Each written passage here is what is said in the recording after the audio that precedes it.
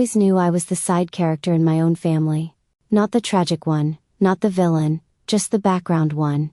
The one who gets good grades, says thank you, washes the dishes without being asked, and somehow fades into the wallpaper next to her brilliant beloved brother.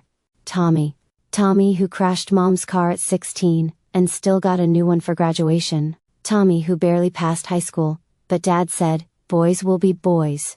Tommy who got a round of applause for microwaving a frozen pizza while I was expected to have dinner on the table by 6, homemade of course. Our house was warm and clean, but everything about it whispered who mattered more. The pictures on the mantle? Mostly Tommy's sports awards. The kitchen rules? Don't disturb your brother, he's tired. The dinner conversations? Tommy's got a business mind. Tommy will take over someday. I was such a good helper. Dad was the kind of man who ironed his jeans, and believed emotions were best left to women and soap operas. He didn't yell often. He didn't need to. His opinion filled the room like cigar smoke. And his opinion was, a man runs the family. A man inherits. A man carries the name. Don't take it personally, he told me one evening while sipping sweet tea, his chair creaking with finality. You'll grow up, get married. Your husband'll take care of you. This, he gestured to the room, the land, the family business. This stays with blood. I blinked. I am blood. He smiled like I was adorable. You know what I mean? When I was 23, they updated the will. The lawyer came by the house. We all sat in the living room with stiff backs and fake smiles, the kind of silence that means everyone already knows what's coming. And then it was said aloud. The house, the land, the business, everything, would go to Tommy. I think even Mom flinched a little. But she didn't speak up. She just folded her hands tighter in her lap. Don't worry, Tommy said later, trying to make it sound like a joke. I'll let you live in the guest room if you're nice. I didn't cry. I didn't argue. I didn't throw a plate against the wall like in the movies. I just smiled. The kind of smile that makes people uncomfortable because they don't know if it means you're fine, or planning something. Just a girl? I thought. Fine. Let's see how that works out. The attic always smelled like cedar and ghosts. It creaked when I stepped on the old floorboards, the light bulb flickering like it was too tired to keep watching me. I sat on the dusty trunk Mom used to store winter blankets, and stared at the few things I'd decided to take. A small suitcase, some books, my laptop, a couple of worn sweaters that still smelled like our dryer sheets. No heirlooms, no hand-me-downs, nothing they could ever say was still theirs. What you earn, you keep, I whispered to myself, zipping up the bag. What they gave, they can keep too. At the train station no one came to see me off. Tommy was probably still asleep. Dad was too busy with paperwork. Mom left a sticky note on the fridge, be safe. Love you always. That one almost got me, but I folded it and tucked it between my journal pages, not letting it break me. The train ride was quiet. I watched the cornfields and fences blur into the horizon, like all the small-town rules and expectations were being left behind too. The city was louder than I remembered. I found a room through a roommate app, third-floor walk-up, barely enough space to stretch, but it had a window and a lock. That was enough. The next day, I got a job at a tiny cafe 2 blocks away. They paid minimum wage and gave free coffee. I took both gratefully. Nights were for online classes. Marketing, coding, business basics. Anything that felt like I was building something of my own. I burned through savings fast, learned to budget even faster. Pasta 3 nights a week. No heat unless my fingers went numb. But I was free. Nobody asking where I was going. Nobody telling me how a real woman should behave. Sometimes I stared at my reflection and barely recognized her. Tired, yes, but proud. Messy bun, coffee stains, rings under my eyes like battle scars. And then I'd grin. I'm not just a girl anymore, I'd whisper into the mirror. I'm a work in progress. And I'm getting somewhere. The cafe was small, with chipped tiles and a menu board that looked like it hadn't changed since the early 2000s. But it smelled like cinnamon and espresso. And that made up for a lot. I started out on register. Burned my fingers on the espresso machine more times than I could count. Lucas, the manager, wasn't mean, just tired. He ran the place like someone trying to keep a sandcastle from collapsing in the tide. "Don't mess with the system," he'd grumble.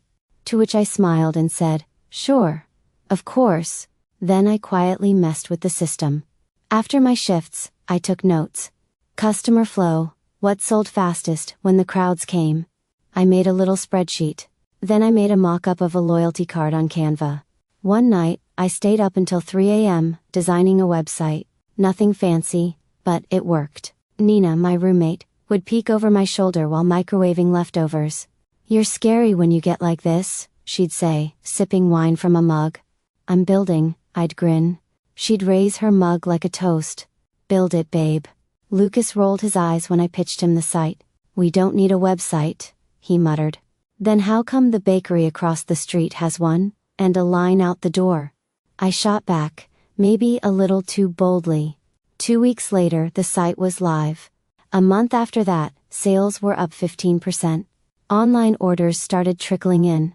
People posted pics of their lattes. Hashtags happened. Lucas didn't say much at first, but he started calling me by my name instead of, "Hey, kid." Then one Tuesday, he handed me a set of keys. "You're assistant manager now," he said. "Try not to take over the whole business." I stared at the keys in my hand. They were a little sticky. Probably from syrup. But they sparkled like gold to me. That night, Nina and I made grilled cheese sandwiches to celebrate. "Still think I'm just a girl?" I asked the mirror. She didn't answer. But I think she was starting to believe me. It started with a missed call from my mother. Then a voicemail that sounded like she was trying not to cry but also not trying too hard. "Sweetheart. Just call me when you can, okay? It's about your brother." I didn't rush to call back. Not because I didn't care, but because I finally understood what boundaries felt like, and how good they were for my mental health. When I did call, she picked up before the first ring ended. "Hi, Mom." "Oh, honey," she sighed. "Tommy's in a bit of trouble." Of course he was. He didn't pay taxes last year. Or, the year before. There was silence between us. The kind that used to make me anxious, like I had to fill it, or the house would collapse. But now, I let it hang. "That sounds serious," I said calmly. "It is. He says the accountant messed up." "But your father?" She hesitated. He's very stressed. I imagine." She was quiet again. Then softly, like it slipped out, he said, "He wishes you hadn't left." I didn't flinch, didn't smile, didn't cry. "I didn't leave," I said gently. "I started living." That night, I lit a candle in the tiny living room of my even tinier apartment, drank tea from a chipped mug, and read a business textbook cover to cover. I was no longer the girl they patted on the head and told to wait her turn. I was making moves. Quiet ones. Powerful ones. When Dad texted a few days later, one line, "Hope you're well." I didn't know whether to laugh or cry. So I just set my phone down and went to sleep. Some puzzles fall apart slowly, one cracked piece at a time. And some pieces, once they finally fall, don't belong anymore. The smell of burnt espresso still reminded me of my first week in that cafe. Jittery hands, spilled milk, and the sound of Lucas sighing dramatically behind me. But now, I only stop by for coffee. And sometimes clients. My website went live on a Tuesday. Simple, clean, a little sassy. Like me. Digital strategy for humans, not robots. My tagline made Nina laugh so hard she nearly dropped her laptop. "Okay, boss girl," she grinned. "Let's make some magic." Nina officially became my business partner 2 weeks later. She was a social media wizard with zero filter and the heart of a lioness. Our first clients came from Lucas's network, then their cousins, then their dentists. Soon, our inbox was too full for 2 people. We worked out of a co-working space that smelled like ambition and stress. The walls were covered in sticky notes, the Wi-Fi was terrible, and someone always stole our oat milk from the fridge. But it was ours. We had a logo, a mission, a filing cabinet we didn't know how to use. I even bought my first blazer. It didn't fit right, but it felt like a milestone. The real moment hit when the city called. "Lilly Michaels?" A voice said on the other end. "You've been selected for our local business Rising Star Award. For impact, innovation, and community engagement." I blinked. Me? Yes, ma'am. Nina tackled me on the couch when I told her. We screamed. Then cried. Then ordered the cheapest champagne we could find.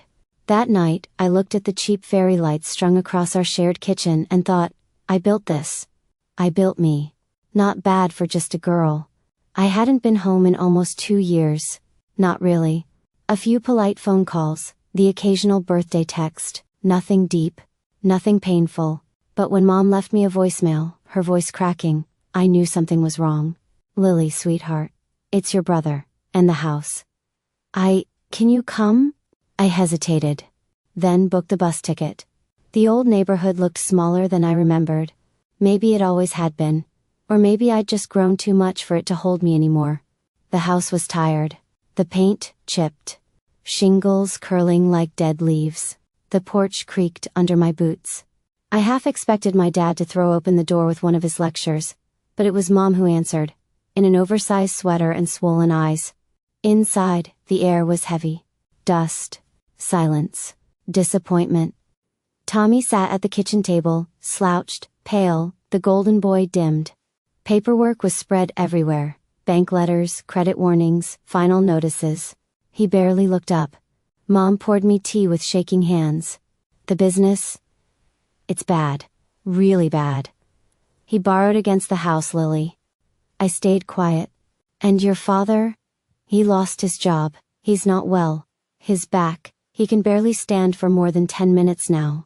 In the next room, I saw Dad. Thinner, quieter. He didn't meet my eyes. Didn't say anything. Just stared out the window like he could rewind time by force of will. No one mentioned the will. No one brought up the day they told me I was just a girl. But I could feel it. Unspoken. Hanging in the air like dust they didn't dare sweep. They needed me. Not my smile. Not my obedience. Me. And I? I sat there with my nice coat, my calm face, my business card in my wallet. And waited. Let them say it. Let them ask. It was a quiet Saturday when they came.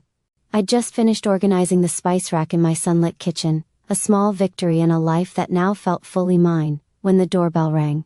Through the peephole, my mother's cardigan, my father's slouched shoulders, my brother's worn-out hoodie. I opened the door. Hi, Mom whispered. I nodded. Come in. They looked around the space. Bright, open, warm. Nothing fancy, but every inch was mine. Earned, built. A reflection of who I became without them. We sat around the kitchen table. The same setup as back in the old house. But this time, it was my house. My table. Dad cleared his throat. His hands trembled slightly on the mug I'd placed in front of him. He didn't look at me. You were right, he said, voice low. Not because you're a girl. But because you were stronger than all of us. You saw what we didn't.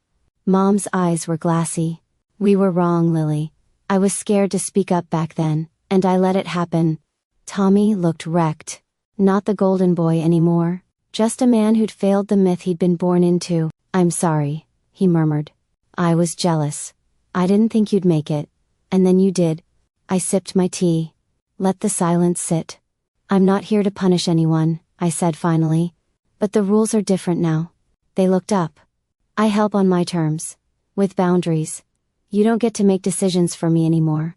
You don't get to tell me who I am. No one argued. No one protested. Mom reached across the table, gently touched my hand. We understand. And maybe they did. Or maybe they were just tired. Either way, for the first time in my life, I wasn't the little girl waiting for approval. I was the one they came to for help. And this time, I chose what happened next. My new home doesn't look anything like the family estate I grew up in. It's brighter. Airier. And not a single piece of furniture reminds me of who I was supposed to be. From the veranda I can see the garden. My garden. Where laughter floats through the late afternoon air. Nina's gesturing wildly as she explains something to a new client. Lucas is holding a glass of lemonade that's mostly ice and charm. I sit quietly with a cup of tea in my hands. The breeze toys with the edge of the throw blanket over my knees. There's stillness. Confidence. I didn't rescue Tommy. But when he asked, I offered advice. He can take it or leave it. That's on him. His failing business isn't my burden to carry. As for my parents, I made sure they had good doctors, a decent clinic. That was the right thing to do. But I never went back to that house. Love doesn't always mean returning. Sometimes, love is drawing a line you won't let them cross again. They called recently. Just to say thank you. No requests, no manipulation, just gratitude. That too, felt like a win. And now, as I sip my tea and listen to the sounds of a life I built from scraps and doubt, I smile. My world is full. It breathes. It grows beyond anything they ever imagined for me. And I whisper to myself, they said I was just a girl, but this girl rebuilt her world. And theirs too. Just not the way they wanted.